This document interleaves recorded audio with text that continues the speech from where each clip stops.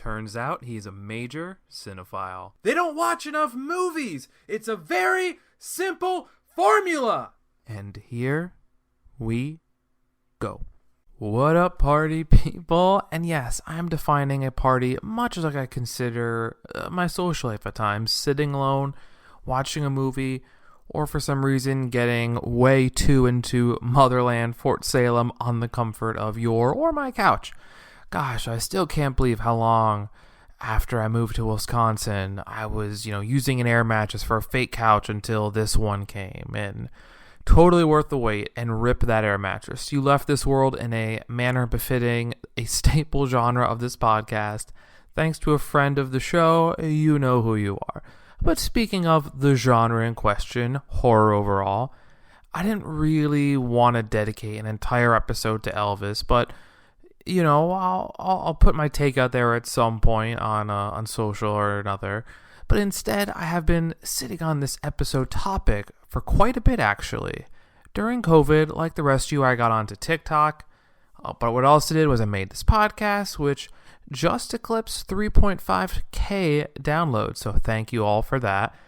And I also did a bit of workout stuff, working to get back to 167-pound Nick again. But I also got super duper into horror.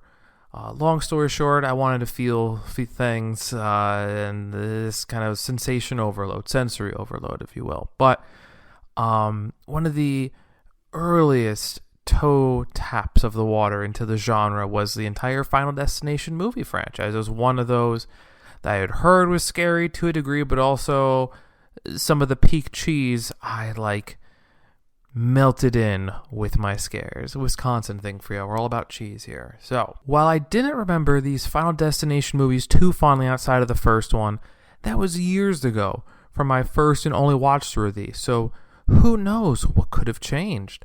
I just know it stuck with me being my third ever TikTok video I posted, and one of those that took most of my Premiere Pro editing and high school theater and college TV show acting skills. So let's see if this can become a rewatch favorite for me like Scream, Halloween, Purge, and Friday the 13th, or let's be my final watch through of the Final Destination 5-some.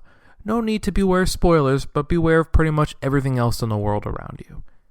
Also, quick formatting thing, since it has been a bit since we did an entire franchise episode, especially one such as this. So it will be a longer one, but also, in short, if you ignore the end of the last one of these, they are all isolated movies with almost little to no carryover characters outside of one of those characters who makes it into two movies, and of course, the personify character of death, I guess. So, actor things we will go through movie by movie, which pretty much wholesale swaps each and every time.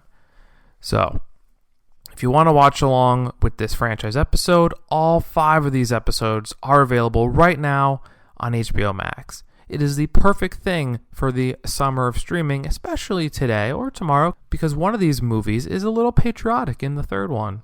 The first one for most franchises will almost always be the best looking back. Some would argue the original and prequel Star Wars trilogies, as well as Lord of the Rings, even though I really love Fellowship, and a few more transcend this rule. Even before we get going, I think that is the case with most movies. The first one has a sense of mystery, intrigue, and honestly a little more scares in this franchise. The first one kind of has a little more going for it. The later ones, you will see, get pretty goofy, and not in a way that always makes it worth it. Jason X is a terrible movie, but it's so funny. It is weirdly near and dear to my heart, the sci-fi slasher that has... I've watched that movie more than I probably should admit. And the way that does goofy and fun, in the same way that I just saw one of the Angelina Jolie Tomb Raiders, right? They're not good, but they're fun. But the fun, bad ones of these, they can't compete to that same level for the other entries in this franchise. But that being said, the first one at least had the most in the way of maybe recognizable actors outside of the fifth one. And maybe more recognizable overall. Ali Larter from Heroes fame, Sean William Scott from pretty much every Comedy Central movie you remember at 2 a.m., and the surprisingly good Goon hockey movie. Congrats to the Avalanche and Cale Makar, UMass, respect. I can't say I was super familiar with the lead, Devon Sawa, but there's no doubt from the franchise leads, he has to be the best of the lot. And probably the biggest name in these movies, maybe too. I recognize the guy from the fourth one, but I wouldn't say he's a big name. And also, the biggest name in maybe any of these movies, doesn't matter, lead or not, and maybe one of the biggest names in horror overall. Tony Todd is in this. From his stint in the Candyman franchise as the main villain here, maybe way too many one-off horror movies, but when he lends his voice acting, or just acting overall, but the voice he has, a presence he brings to most performances, and this role specifically, it's pretty much, as far as I'm concerned, the closest thing this series has to a consistent presence, and his role is cool. Also remember when he was in season 3 of the MTV, not VH1 Scream TV, unrelated to the first 2 seasons special a few summers ago, also super fun. I really did take me a bit to get through this 5 movies. I think I did 3 in the first, and I took a long break before I got to 4 and 5, but I was like, man, I could have watched Scream movies instead, or I was actually weirdly more excited for the Terrible Day of the Dead TV show, and that was bad on Sci-Fi. Funny, but bad. But that's maybe we're noticing a trend here of something can be bad but funny, and this sometimes, not the first movie, but the other ones are kind of just not as good, right? So let's get out there quickly. This franchise is pretty much about someone has a death vision and saves a bunch of people, and death comes back swinging, invisibly-ish, except for whatever Tony Todd's presence is, and it gets some good. The premise is neat, especially early on. If there is one thing this first entry does well, it's having a really good take on ambience and atmosphere. This movie always feels creepy, and the foreshadowing is second to none. It gets weird later entries. The numbers and messages flashing through are overall treat, and kind of like, eagle-eyed viewers can spy them and see, try to, what's that mean? What's that going on? Does that mean something? Which I guess is nothing new to horror. Overall, especially watching it through a second time. Also, while a friend of the show, Caleb will always groan, probably rightly so, when movies sneak names into the movies. What are we, some kind of Suicide Squad? While this isn't so goofy as that, what is this, some kind of Final Destination? Instead, subtly seeing the Final Destination tag on the luggage and where the franchise gets part of its name from. The Final Destination for everyone in these being death, neat touch. I'm not saying that Final Destination sets out to ruin seemingly mundane things, but I feel like once I saw this movie, flying became just a little bit scarier. The way that this movie and our lead focuses on every little thing wrong with the plane, it makes you think about the same kind of thought process anytime you are anywhere ever.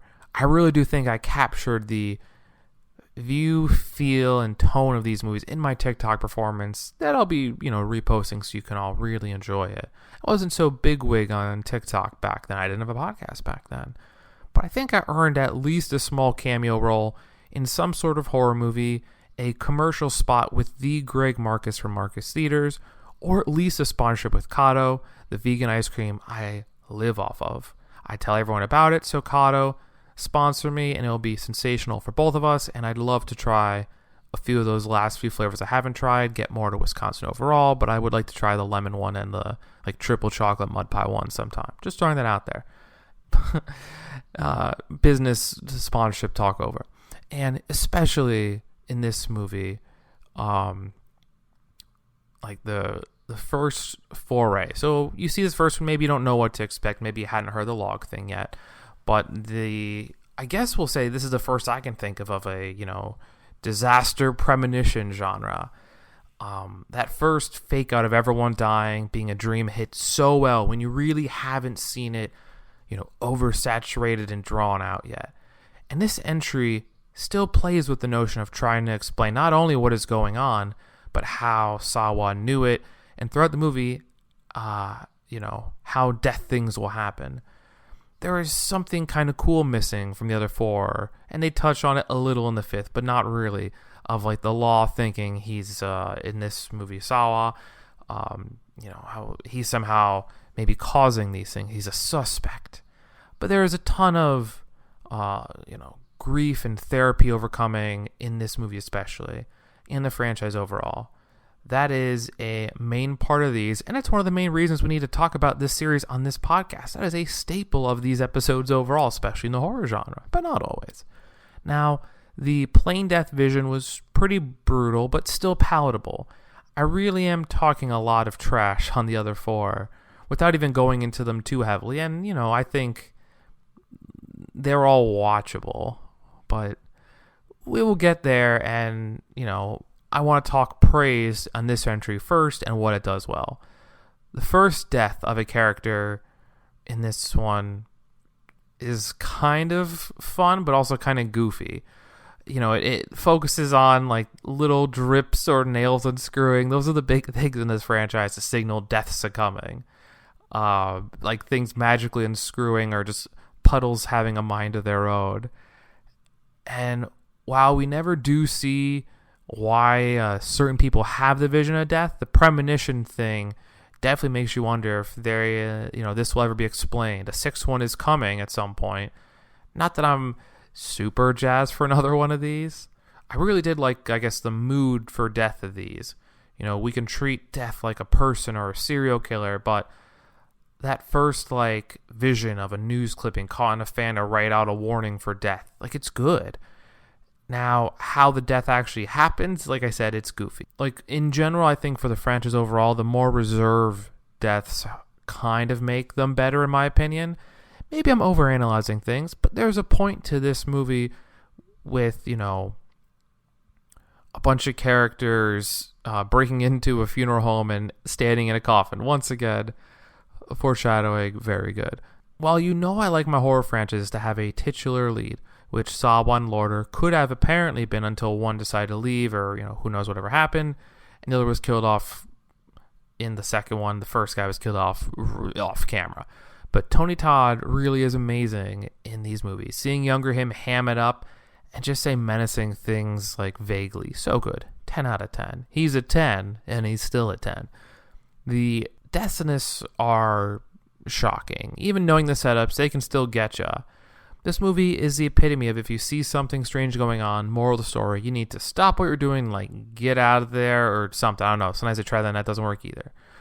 I feel like I remember, when the teacher dies, and it's being one of the more brutal ones for sure in the movie, but still reserved enough to not make it feel like, this is some super stupid setup thing, like maybe some of the later entries.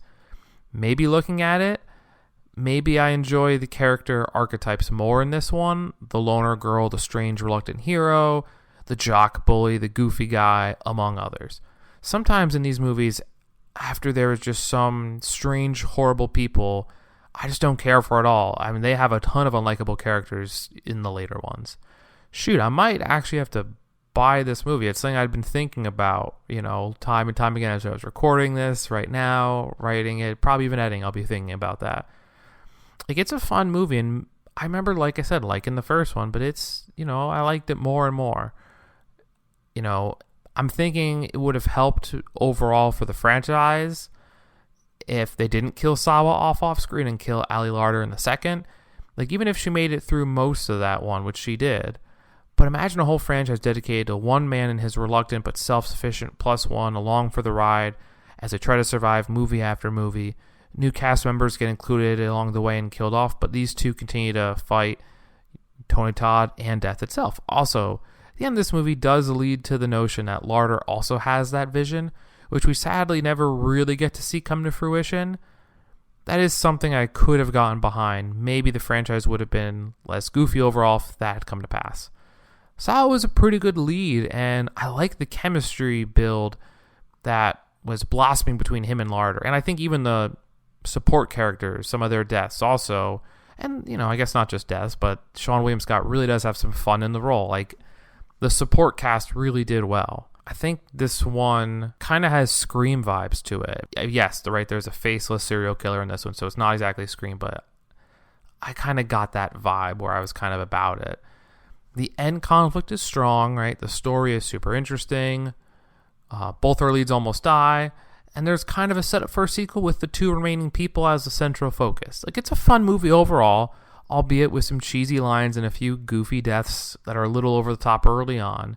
But overall, this is for sure a movie you could rewatch and still enjoy time and time again.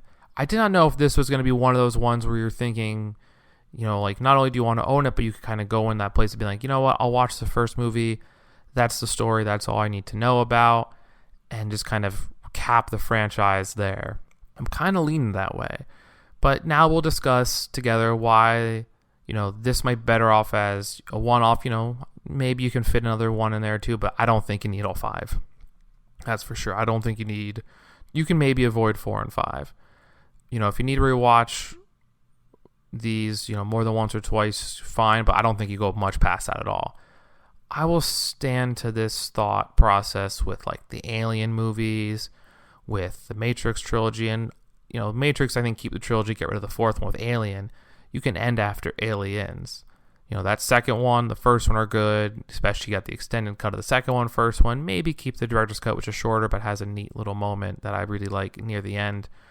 But skip the other ones. The Prometheus movies, you don't need any of those.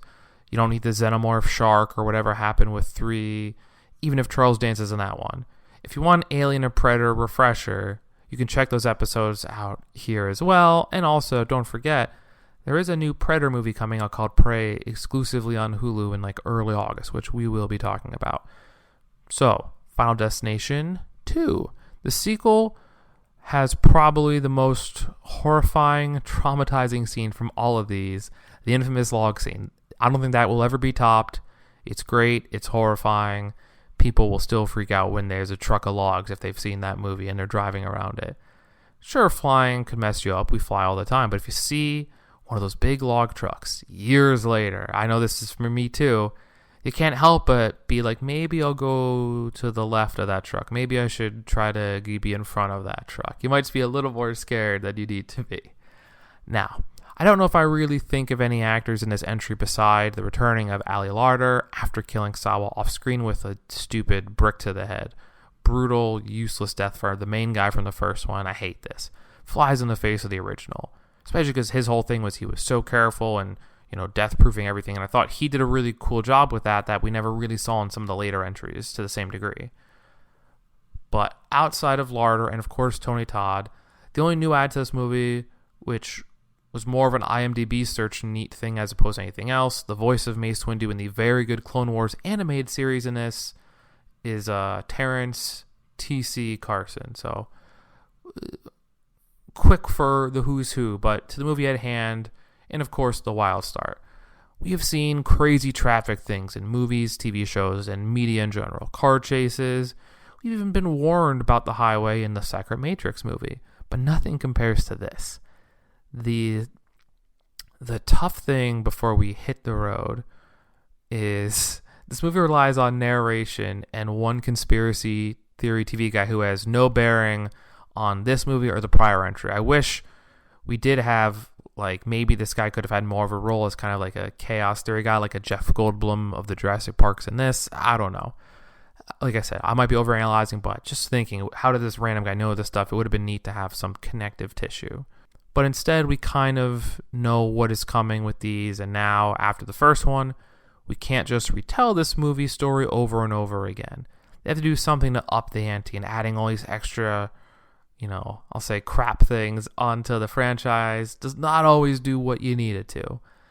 The line we get, oh, we need to get the guys because I'm getting horny, and bringing whips and chains jokes in front of a dad is hilarious and brutal in all the wrong ways. Interesting writing choices there for sure. This freshen up just doesn't feel like we want it to, with almost knowing exactly what will happen at some point or another in this movie. Some catastrophe will happen, and I care way less for these random people on the road, or the friend group over everyone else from the last one. While we never go get any sort of reason why random people keep getting premonitions of death, there's something neat about, you think, oh, we're meeting this friend group, maybe it'll be really the same thing. But, the little girl gets out of the car, and then her friend group actually all dies off in the accident that she predicted. So at least it flips the script a bit. But there is a less personal connection with the group and more random strangers drawn together because of circumstance. That's less exciting. And I think that kind of happens in a few of them, but even when they bring back a group that feels like there's a connected tissue, it still feels more random all over the place. But yeah, the pile-up death with the log trucks was a visual spectacle. And honestly, I'm shocked because I thought those special effects for the first one and this one are get the job done. And there's a drop-off, hard drop-off after this. Well, I don't remember all the deaths of this franchise or just the movie overall that we're talking about the second. I do remember the first of these deaths with a letter fridge magnet foreshadowing of eye on his fridge before he gets got in the eye. These movies end up being more hardcore than they have any need to be. This one is still tolerable, but the last few feel like, I don't know, sometimes garbage. Rob Zombie maybe has a hand in them. Yes, we're still making fun of him. But we can go after, of course, body horror and men here too. Because the grosser they get, the less likely I want to watch them. It's not a gore thing. Maybe I just dislike body horror overall. That's the best way I can explain it. Because I definitely have some things in my movie bookcase, thanks Elise, that I think are pretty good. And maybe they're a little gory, but somehow some of these episode ones are... Whew. Maybe that's why I needed a breather doing the watch through to get through this one. If nothing else, even though I wish we had some more connective story work from the first one, this one has some super cool death visuals and having like tree branches look like skeleton arms or death reaching out his knee. The signs of, maybe you're learning what the signs of death are for sure get worse as the franchise goes. But that was, I thought, a cool, neat moment. The threads from the first one exist mainly with the story of the first being told and seeing Larder institutionalized in a pad room to avoid death coming for her, like her, I would say ex, but I don't know if he's an ex. I think they were together when he died. I think there's a deleted scene thing where maybe they had a kid, but they did not go with that in the sequel. Being voluntarily there, Larder is in this, institution thing, so there's no way that, she's good, right? If it's a padded room and you don't have pens or anything else, how are you going to get got, right? It shows death. Or was it death's designed for her to wait all these years and then get got? That's always a question of fate and all those other things that this movie kind of plays with. What is fate? In the same way that including both Sawa and Larder would have been cool, I also kind of wish Larder would build on her seeing the signs too and having her as the main character moving forward instead of mostly anthology movies. It's crazy how many nails and liquids are the main culprit of these movies. And I'll talk about time and time again because it's never not kind of funny. Like liquid piles or puddles are a huge factor of these entries as a whole. I guess interestingly, there were signs of like things going wrong in parts of this movie, just people don't see them. But this movie does more and more with maybe fake outs compared to the last one because they have to, because you see what's coming in the first one. You have to do more. Even the first one had some fake outs, but they have to do even more here. But the deaths seem a little more vicious. Like a kid gets absolutely flattened by a huge pane of glass. Like if it's aggressive for no reason, like, but before that you think he's gonna like choke or puddle up or something in a dentist's office. Also, Tony Todd is significantly less exciting in this one, and the theory of someone having a baby saves everyone is a weird nonsense idea to refresh things, and they do this once again with him in a different entry of him spouting some new theory, and maybe it'll work, maybe it won't. Maybe he's just like goofing on them because it doesn't matter whatever they do. And while the first one was not peak dialogue, this one has some truly bad ones. After stopping one of the potential death things, Larder confronts his kid who's like smoking by a gas station. Like, what are you thinking? Followed up by, I'm thinking you're sucking my junk, biatch. Like, followed by, little punk. Like, the tonation of it, the whole thing is so bad. Like, it's genius, but it's so... Sometimes I watch these movies and I'm just like, what is happening? Why am I doing this to myself? But I do it because it's a good podcast content, and why not, I guess. I guess this movie finds a way to make others kind of see the pattern too, and that's a theme you'll see I don't love the trajectory they go with, but it kind of makes things less special for other people, even if one person has the original premonition and multiple people cheat death prior to that, which I guess has a, like I said, interesting wrinkle to the plot and another connection to the first one. This movie finds a way to have a few, maybe too many random, annoying new things, but also has some cool, interesting new ideas, kind of a mixed bag. But it has some depth and builds on things from the first one. I just feel like it could have been done better. Now, there is something about death being a serial killer, trying to make things closed circuit, killing all those who cheated death prior. I'm just a bit turned off by some of the crazy violence in this. But this is close or closer to the first one at least. And, after this, there is I would say, far departure. And, like, the first one, two do feel closer to each other. But, like, the people just become worse and worse, and you stop caring about them at all.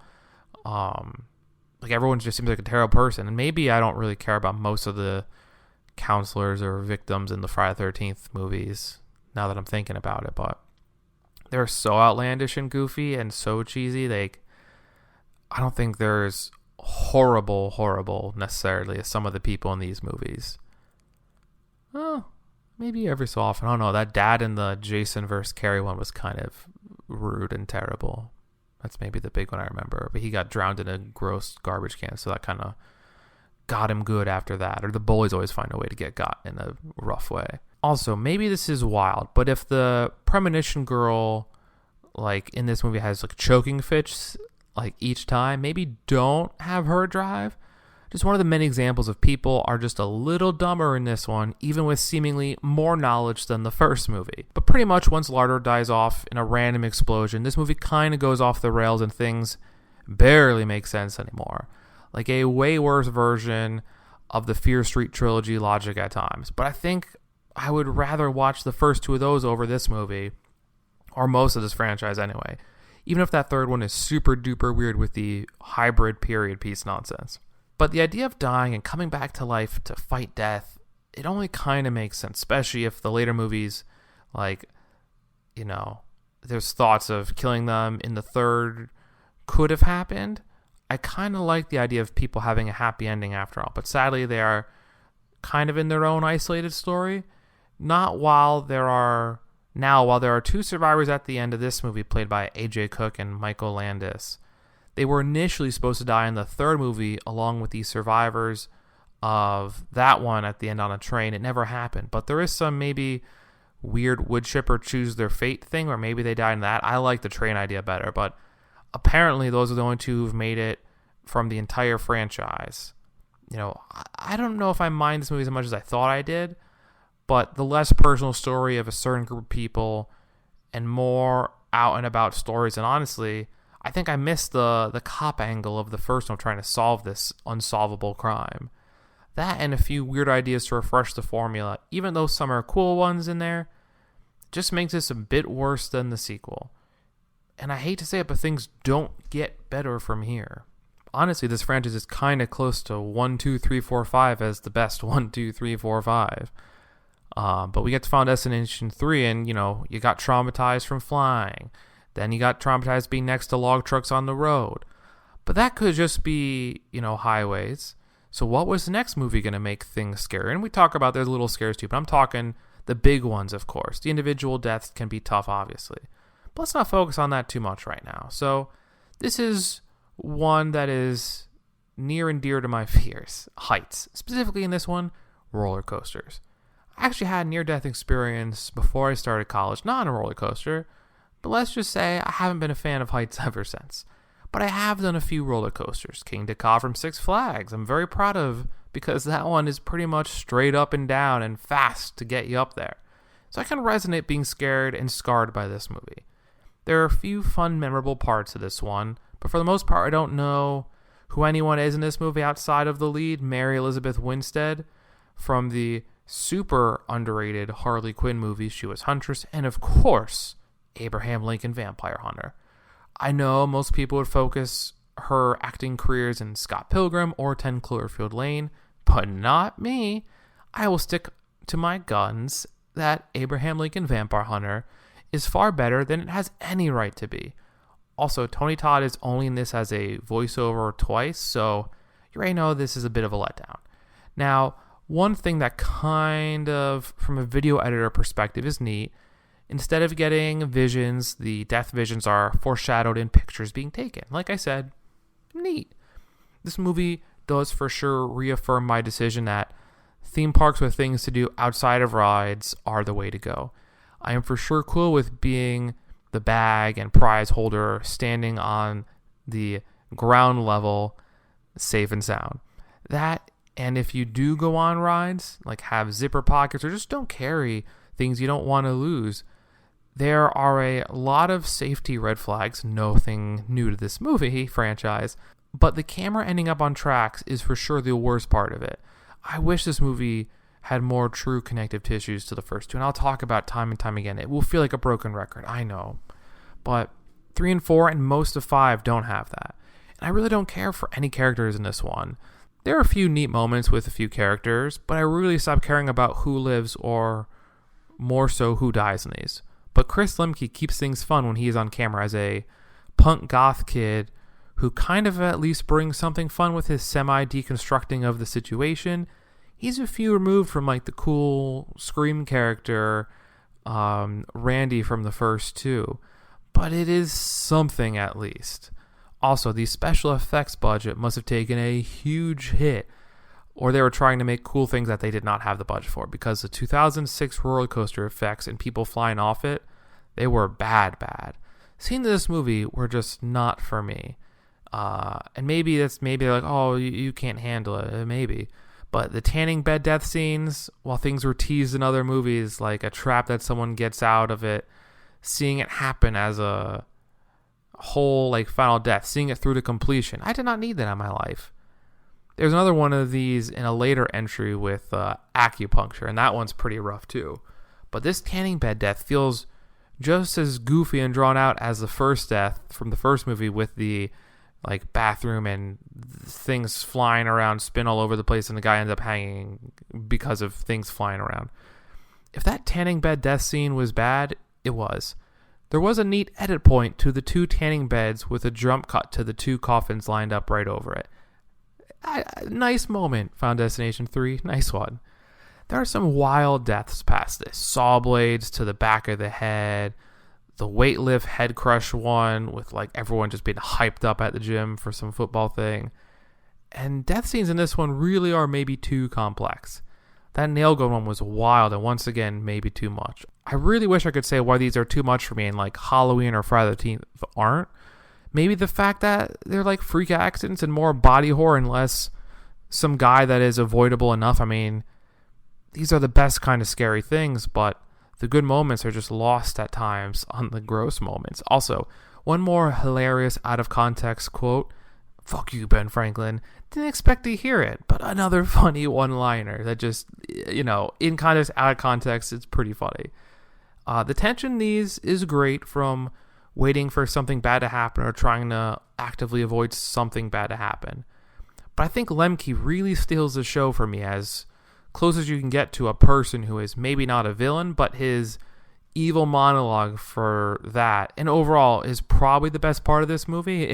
He really does bring this up more than I maybe remember it being up, especially with some of the rough special effects. There was something kind of neat, having kind of a musical theme to things going wrong. In this one, it's, there is someone walking behind you, and like, it's a new idea to bring into the third one, but I can dig it. I added it to my Spotify oldies playlist. And this is the first of many now that the end of the movie has a trend where they kill every surviving character in like one fell swoop. It's kind of neat. All the surviving characters come together on a whim accidentally in this one, which makes it better than maybe the last two. But there's all this foreshadowing of things that happen throughout the movie, and it leads to Reservoir Dogs' end. That might be an insult to Reservoir Dogs, because that's a really good movie. This is probably as average as it gets, but I needed to have a new exciting way to speak the words with some pop culture references to describe a full-sale character swap of killing off the rest of your cast, and having one more fun premonition with no way to survive it. Actually, this one she could have. It was close, but she should have been like, save myself and get out of there. But with no way to survive this one, seemingly, it was a final fun fake out. So these movies have grown a bit on me. Are they good? I don't know. The first one is fun. 2 and 3 just aren't nearly as cool, but they're passable. And I'm telling myself, I think I've locked it in. I don't need to own the whole franchise. You could say 1 to 3, but just know that 2 and 3 are a tier down from there. And I think you're still cool with just 1. But these last 2, something else entirely. The Final Destination is the 4th one, and guess what? It wasn't the Final Destination because there's a movie that they made later, and there's a sequel coming at some point too. So, not the Final Destination, liar. I know that's the case with Halloween and Friday the 13th too, but I'm going to poke more fun at this franchise, I think, because I don't like it as much. Actor-wise, I don't have a ton to say about this kind of weird movie. It's the only one that has no live-action appearance or even voiceover work from the closest thing this franchise has to a staple character played by Tony Todd. At least the third one gave him some announcer in-universe lines. This one shockingly has nothing, but there's something funny from superhero media fan Nick here. If you've ever gone on a binger of the, into the deep end of seeing every CW Arrowverse show, welcome to the club. I'm a little behind, but I'm indoctrinated enough. They are not always good. They have some bad writing and special effects at times, but there's some good ones out there. And I quite like Legends of Tomorrow, even if I think the first few seasons were better as opposed to the later ones. But seeing Nick Zano, the nerdy, quirky, historian, heroic, fun guy, in that one, who's kind of, you're rooting for him. He's a total obnoxious bro in this one at some car racing event and for the rest of the movie. It's kind of weird and funny. Oh, and one more thing. It took me a bit watching it. And the voice of our lead, great name for the character Nick. I couldn't place it. But the voice is for the guy. It's Seth Branson from the Scream VH1 series, because he's in season 1 and 2. You can't call it the MTV one because that was season 3, and that's a separate story. How about that? One of my favorites, and he is the lead here, albeit super young. Well, 6 years younger, but it makes a difference for him here. And this is fun. Fun little quirky thing. But let us get to the racing scene in question. The big accident here, besides making this movie, is the, cars go off the rails and everyone dies watching this event. Also, the soundtrack for these movies will always be wild for like what people think is going on in these and whatever music they could get licensed. It's always angsty-ish rock kind of stuff. Maybe this is the least traumatizing for me because I have literally no interest in racing events going overall. Like watching, in attendance, TV, none of it. I will stick with Mario Kart or Diddy Kong Racing. You don't know about Diddy Kong Racing? Well, you should. People slept on that game in the N64 era, but it was something. You could race in planes, cars. There were awful hovercrafts. Diddy Kong was in that one. Conker was in that one. Banjo-Kazooie was in that one. They need to make a sequel to that game ASAP. But to this movie, especially the beginning, if there is one thing I remember about this movie, being as stupid as it was the notion that someone came up with the idea to have a mom give her kids tampons to put in their ears because it was too loud. Nothing is more unbelievable in this franchise, and that is saying something. Also, this must have been the movie where screws unscrewing themselves was a thing.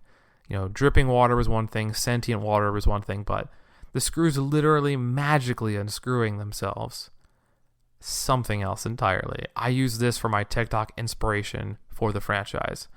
Things really got weird as these went along.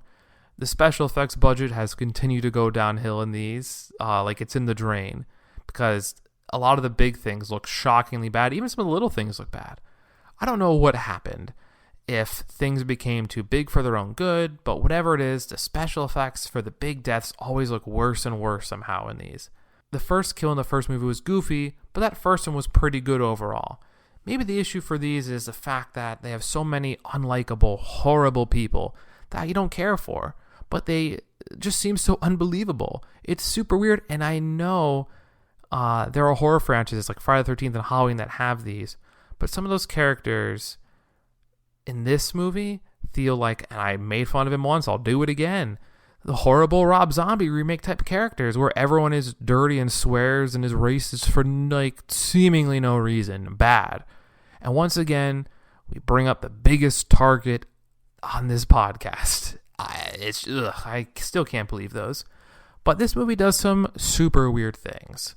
The visions post the big accident used to be vague and more interesting. Now they're just some poorly made, 3D images that don't leave a ton to the imagination. I don't know what went wrong here. There are moments of subtlety and fun where they trick you, using so many wild setup fake scares, all to have something innocuous kill someone. The kills sometimes are like Mousetrap, the game that nobody remembers back in the day. My weird kid game was Bulldog Dozer. I don't know if anyone remembers that one. Games were weird back then. But at least 4 movies in, they can have a bit of fun with the franchise. Also, back to board games real quick. Betrayal at House on the Hill. That's my new one. Love it. Great game. Let's talk about it on Instagram, TikTok, Twitter, whatever. Great game. To the movies, though. Had to drop it out there. Board game Nack. But these movies get worse and worse somehow. The dialogue is worse here. The fact that one guy gets pushed back into a metal grate, there are pieces of him missing, and someone asks, "Are you okay?" Priceless. I most remember in this movie how bad the car stuff is. The one guy who gets sucked into a pool drain and like his bowels and organs pulled out with like his coin fixation, like a more basic Two-Face. And the girl who almost gets decapitated by drowning in a car wash. Like, it's crazy how many accidents happen in these places that all look like nothing works and everything is on the brink of collapse. How does this happen? I don't know. You could say death is doing all this stuff, but there's no way everything is so terrible all the time after 5 movies. It's not. I don't know. I'm still flummoxed thinking about it. There's a scene in The Final Destination where people hilariously, awkwardly listen to 2 of the people discussing the current situation and like the rules. It sounds crazy out loud, and they kind of look like they're looking like, oh, this is a little weird, and they kind of go back to their business. It sounds ridiculous, but it's a good metaphor for this franchise overall. It sounds weird when you say it out loud, but y'all just accept that it exists. I actually got this movie theater scene mixed up with the 5th one. 4 and 5 really blend together, except for the bad, like beginning parts. But they must have known what they were doing, including a movie theater kill scene, which must have been a treat for all those, I don't want to say all those, for whoever was watching this in theaters. But let's be real. Some of the minor kills are good and traumatizing / realistic. In this case, realistic as if they could happen. But after that plane and like log thing and the roller coaster, nothing can be as big scale scary. Like a mall on the brink of collapse, it's scary, but it just seems less likely to happen. It was interesting for them to have 2 big movie moments like this, 2 set piece big disaster things, and not just the second one being a post-credit scene that ends with a flash. I feel like I do get faked out more than once with the end not being a vision at first, but having teacher from Scream stop it the second time, there was some good tension here. I mean, his like arm was nailed to the wall and having to deal with that shit was maybe too wild for me. Good drama, but too much. And of course, these movies can't end anymore without some massive screen-clearing moment killing the rest of the living cast. Because after the first one, when they kept, people alive, and I guess presumably the second one, they got to kill everyone off because they did clear the board after that first one too. Just allegedly, the 2 people from the second one are still alive, and that is it. Every so often, though, the tension build in this is good, and the end, kind of like the third one, but I don't mind it as much because I think those are neat moments. Look, you can just make parallels to anything you want. They even literally say that in maybe the second movie, but seeing all the signs and locations from this movie, even better than that is he's at the table he was at first saying it's coming, then it's crossed out and he moves his arm and it says it's here. It was a fun thing, especially to have this all happen in a place called Death by Caffeine, which, irony. So, 4 had some okay moments, but no matter what these movies do, there's something that will always feel like a let-off with no connection to the first one and, any connect tissue between any of these. it is the reason I care for Scream and Halloween, even if they keep killing off Jamie Lee Curtis, because there is a connective tissue in those. The last one. We're not saying the final destination, the finalist destination. They just go Final Destination 5. I'm not saying a ton about the fifth of these movies off the bat. The end twist is fun. We'll get there. But I will say, not that this movie is loaded with A-list actors, but I know way more of them in this movie compared to the rest. But yes, this is going to be a bit of a deep cut list kind of stuff. So here is what we got. First off, Gotham was an underrated Fox show. It did some stuff really well, even if it started off slow. And I think it can live in the same world of acceptance as Smallville, as a good, small-scale, and fun superhero show that lived in their own, unconnected worlds. And that shows Harvey Dent is this movie's lead, played by Nicholas D'Agosto. We also have The Walking Dead Season 1 Amy, played by Emma Bell. Remember when, she was on that show and her sister was played by Laurie Holden and was supposed to be like a big part of the show, and they just did weird things with her character and killed her off in season 3 after her arc made her look terrible. Like, at least she's had a fun stint in this third season of The Boys and has some great musical numbers to boot. Another The Boys actor is here who plays their version of like Zack Snyder, and it's PJ Barn, who you may also remember from Wolf on Wall Street as that guy with the terrible like hairpiece Rugrat. We also get another horror actor from the not stellar, most recent, albeit 2009, Friday the 13th movie, Arlen Escoperta. When will they make a better one of those movies? I know the rights have been bouncing around in the same way that it ruined the video game that could have had the Jason X and other cool locales. I need that stuff in that game. I need it, and I need a better Friday the 13th movie. Make it happen. And also, bring back Tommy Jarvis, please. They did a good Halloween in 2018. The one after that was kind of iffy. Hopefully the latest one to come out in this year, actually. I'm hopeful. I really am hopeful that that'll finish well, and I need some good Friday the 13th in my life. That, and we also in this movie have some more known actors, which is crazy to think about. David Koechner and Courtney B. Vance. I know, right? The People vs. OJ, Lovecraft Country, and more. I assume he does not look back on this movie role often. And thank goodness Tony Todd is back in this movie. Not just his voice, but him actually existing in this in person. It does eventually have some continuity questions, but still. Yes, I used the actor part of this movie to vent about random movie TV show things. I'm okay with that. Like the John Oliver Last Week Tonight web exclusive. I'm okay using this time to get some stuff off my chest. So, 11 years and 5 movies, starting in 2000, and for now, this entry coming out all the way in 2011. Budgets and all that are for sure a big thing. But remember that The Dark Knight came out in 2008. Fans have an expectation for not horrible special effects akin to the horrid Ang Lee CGI Hulk, and some of these movies just don't pass the vibe check. I don't know if it's all these movies, but the opening credits just dragged on the 5th entry. I don't know if it just was more boring. Maybe the 4th one had cool stuff with some of that skeleton like radiology, X-ray kind of stuff. But this took ages to get going to the movie, which actually kicks off. Maybe I was a little hungry when I was watching it, but there were some nice looking waffles for this big breakfast buffet before the retreat. And I was like, okay, I like waffles. I can dig this. It wasn't like watching Goodfellas when you're hungry, but it was like, there's some good looking waffles.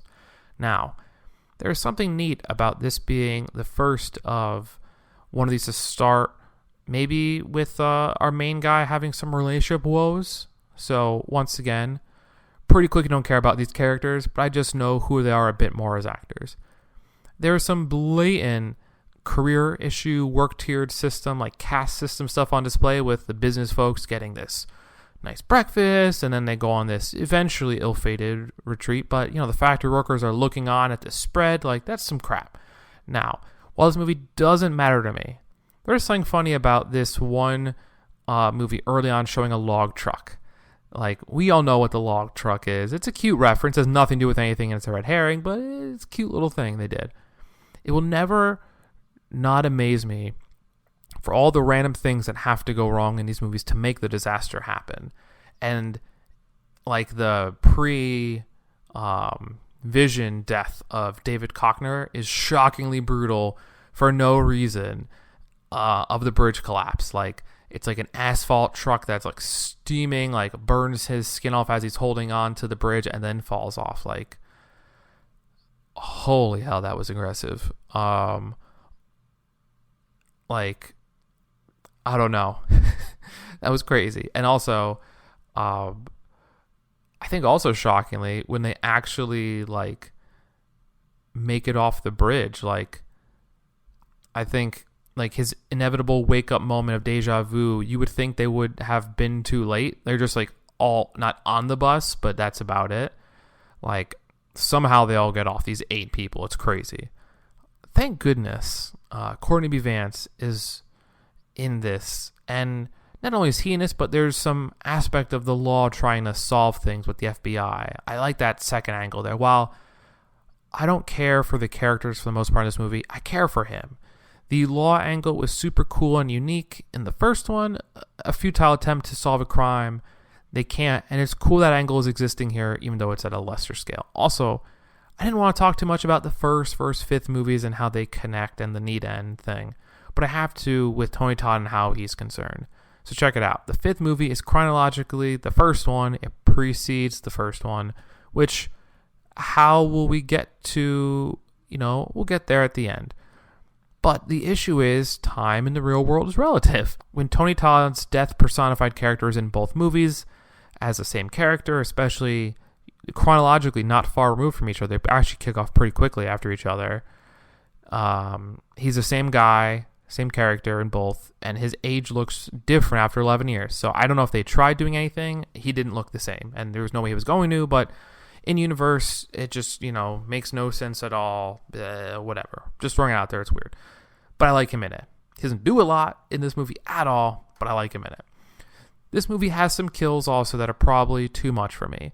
There's something neat about every person seeing hints of foreshadowing, making us worry, like, that scene in The Quiet Place of there's this nail just sitting on a high beam, and, this girl is absolutely folded on the gymnastics mat, or the guy getting acupuncture and having his body impaled and his head crushed for good measure. Like, that scene freaked me out. I love massage, especially deep tissue, but I will never do acupuncture or anything with needles. But, like, they see these signs. I don't know if the massage guy did, but the first girl and the third girl both saw signs. They ignored them or couldn't, process some, like the vision guy, and then that's how it happens. He's not even having visions in this one, which is why it's super weird. We'll get to that. Maybe this one has the most traumatizing one-off kill overall. The glasses eye doctor one. Ew. So as a glasses guy, I can function without glasses. I don't need them, but I can function and I can do better with them. But I don't like seeing weird eye scenes in movies. And that is disgusting eye surgery stuff. And even in normal stuff, it's gross. But this one, like, it's like burning her eye back and forth. It burns her hand and then she falls out of a window. It is horrible. So this is something fun about, the coroner having more of a role in this movie. Not a big deal, but it's fun.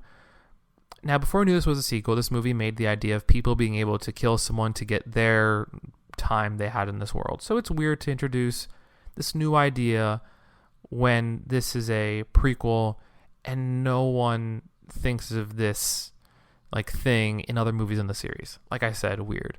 Also, a random part of this movie having multiple jokes of PJ Burns' character being dead already, not surviving the accident. It's funny enough. Love a good random little joke for a small chuckle. But I've got to talk about the eye thing more time because it's still bugging me.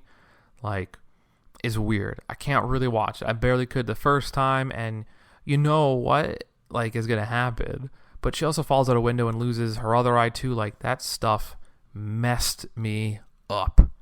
The new wrinkle of this entry is you take someone's life, you can have it for yourself. It's good in theory, but there's something about the new method of just killing people to save yourself versus actively trying to assess and save yourself, and those, what's going on around you, and the visions, they spread the wealth with visions technically being available for all, but it's missing something. I miss that first movie. More and more I talk about this.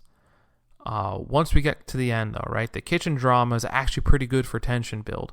waiting for the guy to get got like in his normal cooking job. But from that to like a murder shootout with Courtney B. Vance being shot, and then one of the guys being killed by like the main guy, you think, oh, it's all going to work out. With the main guy, his girl, and the one friend, they all, accidentally took someone's life, or she was supposed to never die in like the initial bridge catastrophe. So maybe these three guys, they all make it out, right? But having Vance die stinks. I wish he had more to do, not only the character, but also the actor. The first movie has the law angle better off than any of the other four. Now, after all that, when things are apparently good, everyone's always going to Paris, seemingly, right? Sometimes it's like a joke, whatever, but in this time, not only are they just going to Paris, they're going on the same plane that was in the first movie. And it's an amazing moment where this new leading couple looks over and they witness a fight between the cast members of the first one. That moment was great when I saw it the first time.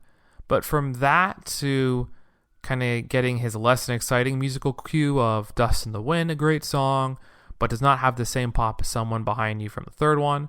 But from all of that tech flickering, like he knows it's too late, he cuts himself just like he did in the beginning of his vision, the last one. And he gets got on the flight from the first one. Wild stuff, I know. This is neat to see the plane problem from that first angle again after all this time. Neat. But this movie is fine. Just a bit underwhelming from the first three, especially the first one. Also, the one guy who accidentally killed the guy, having his life borrowed time, but he barely has any life left. The guy had some blood clot in his brain. Having the plane engine come from that same plane just into the bar to kill him, crazy. Of course, it has to end in some wild way like that. And that's it. All 5 of this gore-packed episode. So we know what things have harrowed us all now in the real world, but how do these stack up? It's not as surprising as I would want it to be. So honestly, like I said, these don't really do a lot to mix up the order that they came out and the order they're rating. There's a little difference, so let's get into it. Final Destination, the best of the bunch. Honestly, it's good enough. It's unique, it's fun, it's scary, it's not just gross. Give it 3.5 stars. You can go get that one. If you want to own one of these, own that one. Final Destination 2, it's okay. I wish it had more connective tissue to the first one. It doesn't. It's okay. It still has a little bit. It tries to mix up the formula. Sometimes it succeeds, sometimes it fails. It's good enough, and the kills aren't so horrible that you're disgusted by them, but they get a little more intense. We'll give it 3 stars, right down, right in the middle. Final Destination 3. The special effects budget took a hit here.